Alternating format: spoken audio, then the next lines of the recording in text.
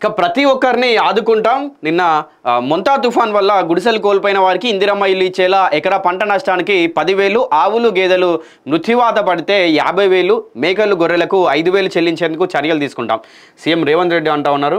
మొంతా తుఫాన్లో 12 జిల్లాల్లో తీవ్రంగా నష్టం వాటిల్లింది. పంట నష్టం, ఆస్తి నష్టం, దెబ్బతిన్న రోడ్లపై వెంటనే నివేదికలు అందించాలి. వరద బాధితులకు తక్షణ సాయం కింద 15,000, మృతి చెందిన వారికి 5 లక్షల ఎక్స్గ్రేషియా, ఎకరా పంట నష్టానికి 50,000 చెల్లింపు. ఇసుక మేటలు తొలగించేందుకు ప్రణాళికలు. వరంగల్ వరద ప్రాంతాల్లో సీఎం ఏరియల్ సర్వే. కలెక్టరేట్లో అధికారులతో రేవంత్ సమీక్ష. ఓరుగల్లును త్వరగా పునరుద్ధరించాలి. అధికారుల్లో సమన్వయ లోపం వరంగల్ వరదల్లో స్పష్టంగా కనిపించింది. ఇలాగే వ్యవహరిస్తే కఠిన చర్యలు తప్పవు.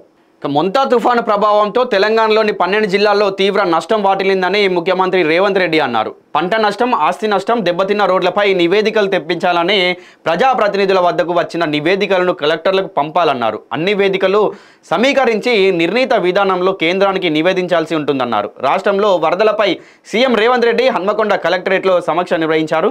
తుఫాను నష్టాలపై కేంద్ర నిధులు రాబట్టుకోవాల్సి ఉందని, ఈ విషయం ఆలస్యం ప్రదర్శించవద్దని అధికారులకు సూచించారు.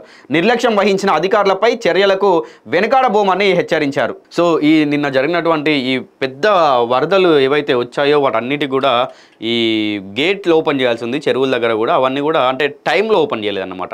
సో ఇంకా అదే కాకుండా ఇతర జిహెచ్ఎంసీ అధికారులు వచ్చి వీళ్ళందరి నిర్లక్ష్యం కూడా ఉంది. ఒకవేళ ఇట్లాంటి నిర్లక్ష్యం ఇట్లానే కొనసాగితే చర్యలు తీసుకుంటామని చెప్పాడు మరి రేవంత్ రెడ్డి. అయితే నిన్న అక్కడికి పోయినప్పుడు అన్నాడు.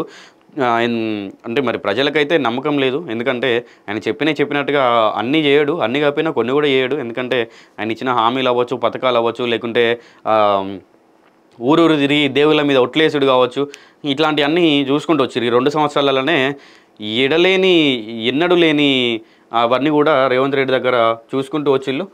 చూడాలి మరి.